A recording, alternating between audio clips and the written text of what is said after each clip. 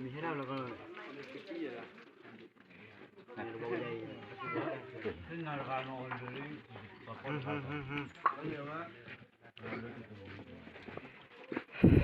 พอให้ว่ามีเรื่องว่าดีชีวิตดีละน้องใช่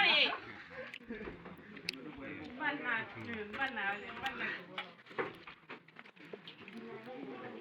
เราว่ากินตัวไม่ยินใช่ไหม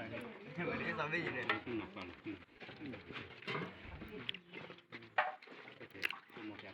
มันได้คือ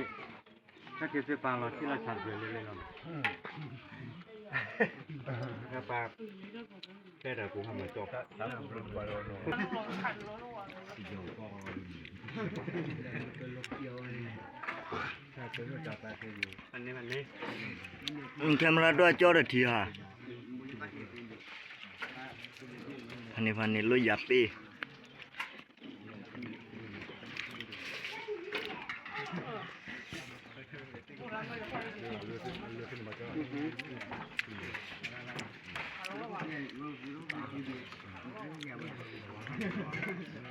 ช่วยได้ยังน้อง